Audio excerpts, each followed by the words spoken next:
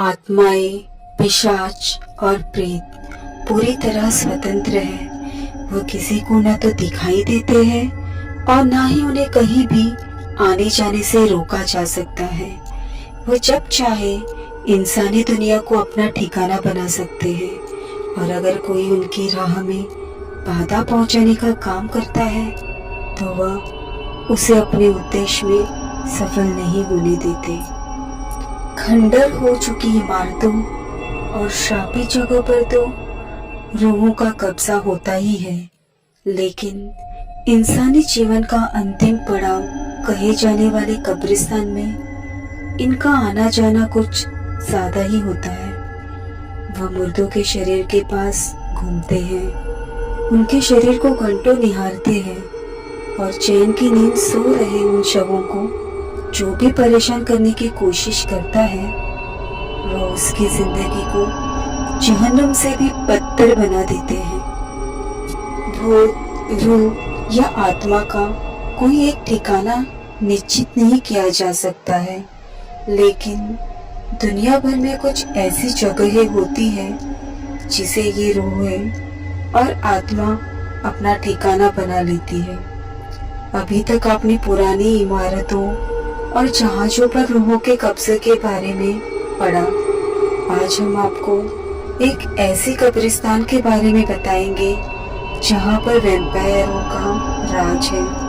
एक ऐसा कब्रिस्तान जिसे मौत के बाद मुर्दों को गहरी नींद में सोने के लिए बनाया गया, लेकिन जो बन गया है वैम्पायर्स यानी पिशाचों का अड्डा। हम बात कर रहे हैं लंदन के हाईगेट कब्रिस्तान की। इस कब्रिस्तान में बहुत से लोगों ने वैम्पायर्स को देखा है जो कि आए दिन इस कब्रिस्तान में घूमते रहते हैं। अभी तक वैम्पायर्स के बारे में दुनिया भर में केवल अटकलें ही लगाई जाती है, लेकिन इस कब्रिस्तान में कई बार लोगों ने मौत के इन राक्षसों को महसूस किया है। वैसे भी दुनिया भर में कब्रिस्तान का नाम सुनकर लोगों को भूत, प्रेत और आत्माओं का ख्याल आ जाता है। कब्रिस्तान के बारे में बहुत से लोग यही मानते हैं कि वहाँ रूहों का होना लाजमी है। ये सच है क्योंकि रूहों का वास वहीं सबसे ज्यादा होता है जहाँ उसके साथ कोई हादसा हुआ हो या जहाँ उसका शरीर हो, लेकिन ये रूहें भी कभी किसी को परेशान नहीं करना चाहती है। ये भी अपनी दुनिया में अलग तरह से विचरण करती रहती है। ऐसा ही एक स्थान है लंदन का एक कब्रिस्तान जहाँ वैम्पायर अर्थात पिशाचों ने अपना डेरा जमाया हुआ है। लंदन स्थित हाईगेट कब्रिस्तान में स्थानीय लोगों ने हर रात पिशाचों को अपना डेरा जमाए देखा है। वह रात के समय खून की तलाश में इधर उधर घूमते हैं और अपनी राह में आने वाले हर इंसान को अपना भोजन बना लेते हैं। हाईगेट कब्रिस्तान के कई गेट हैं। यह वही स्थान है जहां दास कैपिटल के रचयिता कार्ल मार्क्स को दफन किया गया था। वर्ष 1839 में जब लंदन अत्यधिक मृत्यु दर जैसे हालातों से जूझ रहा था, तभी इस कब्रिस्तान को बनाने का काम शुरू किया गया था। लंदन में रोज काफी लोग मर रहे थे जिन्हें दफनाने का स्थान नहीं मिल रहा था।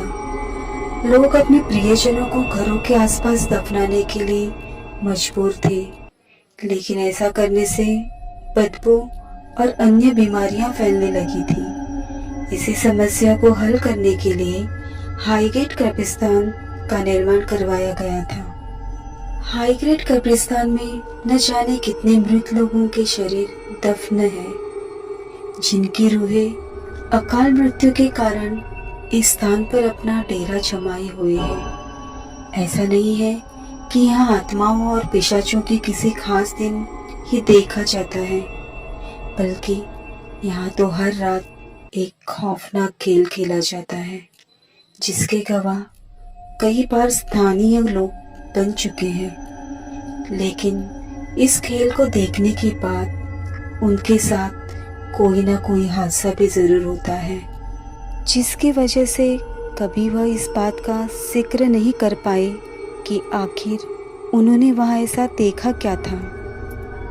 1970 की बात है, जब स्कूल में पढ़ने वाली 2 छात्राओं ने यह दावा किया था कि उन्होंने कब्रिस्तान के किनारे पर वैम्पायर को देखा है। उन दोनों छात्राओं का कहना था कि जब वो स्कूल से लौट रही थी और जब वो कब्रिस्तान के पास पहुंची तो उस समय शाम हो गई थी और हल्का हल्का अंधेरा शुरू हो गया था। उसी समय उन्हें कुछ अजीब सी आवाज़ सुनाई दी जो कि कब्रिस्तान की तरफ से आ रही थी। उस समय जब उन्होंने कब्रिस्तान की तरफ देखा तो वहाँ एक आदमी जैसा कोई बैठा था और कब्र से शव को निकालकर उनका खून पी रहा था। इस हादसे के 1 हफ्ते बाद ही एक और मामला प्रकाश में आया, जहाँ एक प्रेमी जोड़े ने भी एक वैम्पायर को देखने की बात कही। उनका कहना था कि वो दोनों कब्रिस्तान के तीसरे गेट की तरफ से रात में गुजर रहे थे।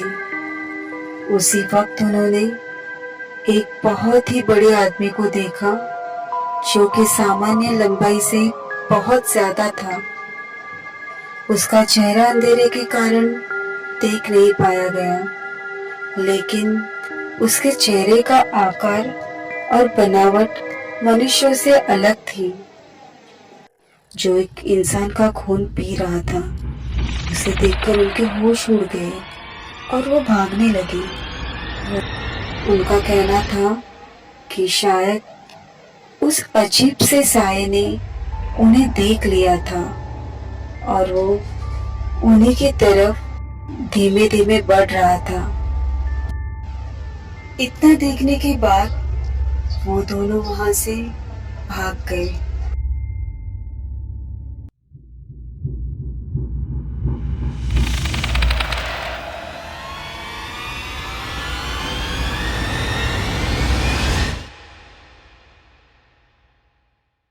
खबर कुछ यूं है कि कराची से 500 किलोमीटर के फासले पर तालुका हेडक्वार्टर टर्की से 70 किलोमीटर दूर यूनियन काउंसिल बरूदा में 4 कब्रिस्तानों का पता चला है, जिनमें लगभग 200 औरतें दफन हैं।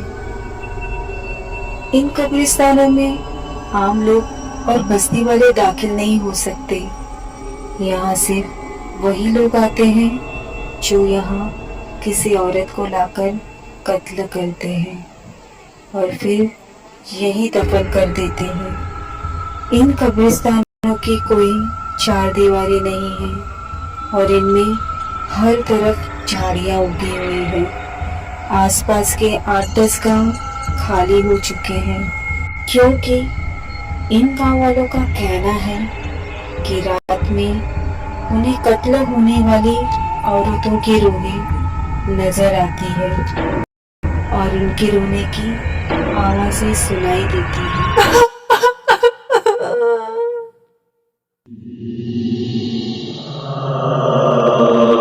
21वीं सदी में हमारे यहाँ की बेशुमार गरीब और पिछड़ी हुई औरतों का यह मुकद्दर है। उनके अंजाम पर उदास होते हुए मुझे भोपाल की रियासत याद आती है, जहाँ 1 सदी से ज्यादा सिर्फ औरतों ने हुकूमत की। प्रिंसेस आबिदा सुल्तान याद आती है, जिनकी खुद आत्मकथा उनकी मौत से कुछ दिन पहले memories of a rebel princess के नाम से आई है।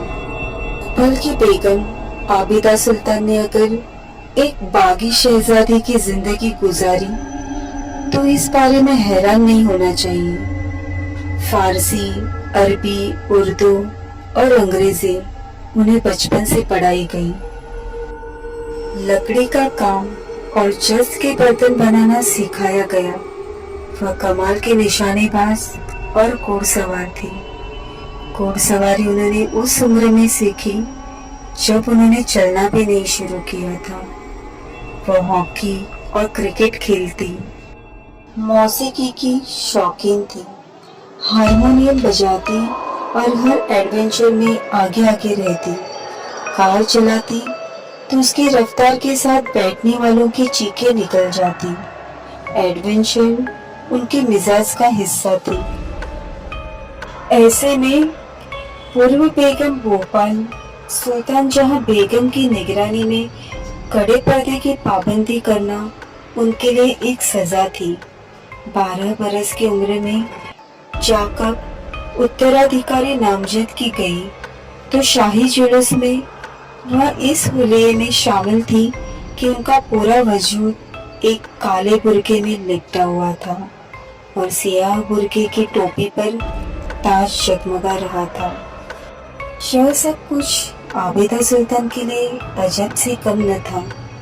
आखिरकार उन्होंने रस्सियां तुड़ाई, कमर से नीचे आने वाले बाल काटकर फेंके, पर्दा छोड़ा और भोपाल की सड़कों पर मोटरसाइकिल दौड़ाने लगी। एक मरतबा घर से फरार हुई और भेस बदलकर हवाई जहाज उड़ाने सीखती रही।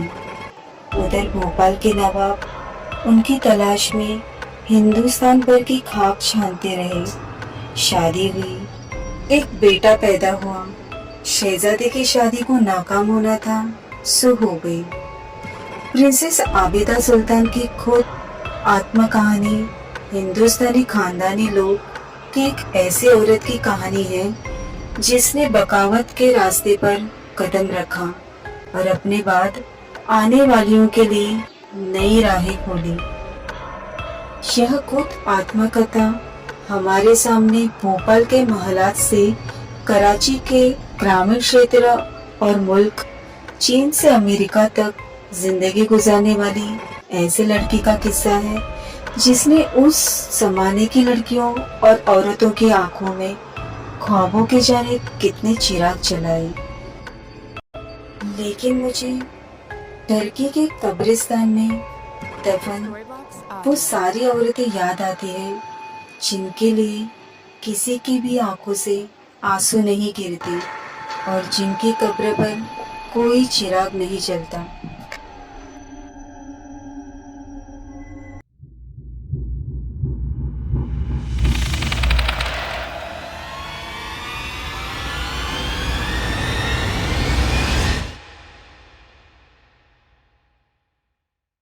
हर जगह भूतों के होने के अलग अलग मामले सामने आते हैं।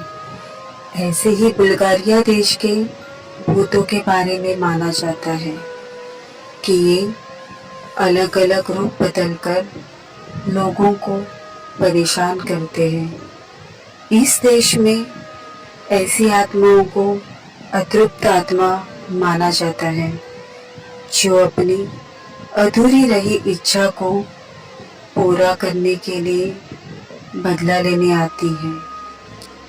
जिन लोगों की अकाल मृत्यु हो जाती है वो अगले जन्म से पहले अपना समय भूत बनकर बिताते हैं। बुल्गारिया में जब कोई इंसान अपनी आत्मा छोड़ने से मना कर देने के बावजूद मर जाता है तो उस इंसान के मर जाने के 40 दिन बाद वो खुद अपनी कब्र से बाहर निकल जाता है और इंसानों का खून पीता है। वहाँ के लोगों का मानना है कि ऐसे भूतों की नाक में केवल एक ही छेद होता है और इनकी जीभ सिर से आगे 2 भागों में कटी रहती है। यहाँ के भूतों को उद्यमी भूत भी कहते हैं क्योंकि ये खून नहीं मिलने पर खाने पीने की चीजें भी खा जाते हैं। इनसे बचाव के लिए वहाँ के लोग घरों के बाहर गोबर का धब्बा लगाते हैं। मुझे ये जानकारी जब मिली तो मुझे ये सब मजाक लग रहा था, लेकिन सच्चाई यही कहती है। इसलिए कहते हैं ऐसे होते हैं बुल्गारिया के भूत।